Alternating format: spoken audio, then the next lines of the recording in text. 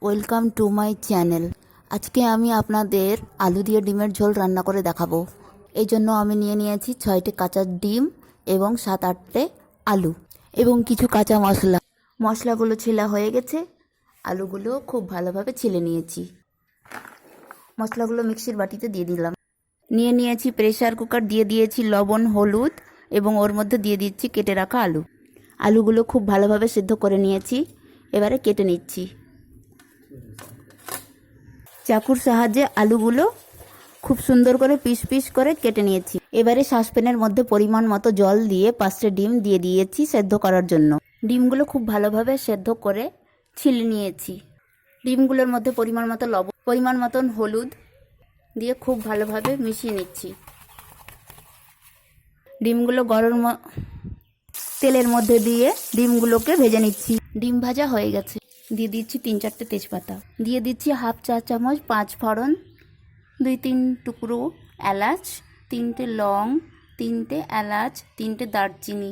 দিয়ে দিচ্ছি পরিমাণ মতো আদা, রসুন এবং শুকনো লঙ্কার পেস্ট,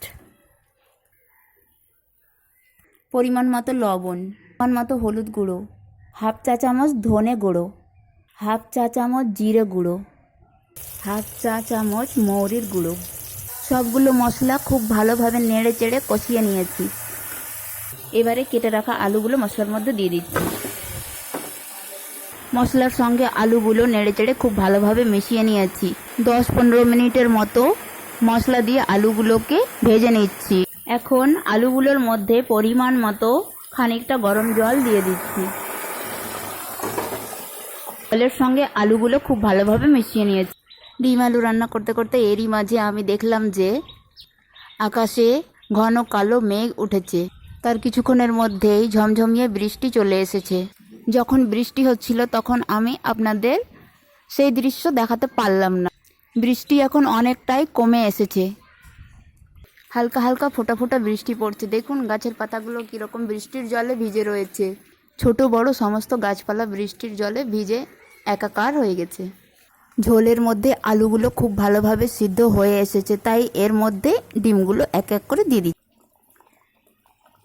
শেষবারের মতো দিয়ে দিচ্ছি হাফ চা চামচ ডিম আলুর জন্য স্পেশাল একটা মশলা গুঁড়ো। আলু দিয়ে ডিমের ঝোল রান্নাটা পুরোপুরি কমপ্লিট হয়ে গেছে। ডিম আলুর তরকারিটা ঢেলে নিয়েছি অন্য পাত্রে। আলু দিয়ে ডিমের ঝোল রান্না করার পদ্ধতিটা যদি আপনাদের ভালো লেগে তাহলে আমার ভিডিওতে একটা লাইক দিয়ে চ্যানেলকে সাবস্ক্রাইব করে রাখুন। দেখা হবে পরবর্তী ভিডিওতে। এখনকার মতো আল্লাহ হাফিজ, বাই।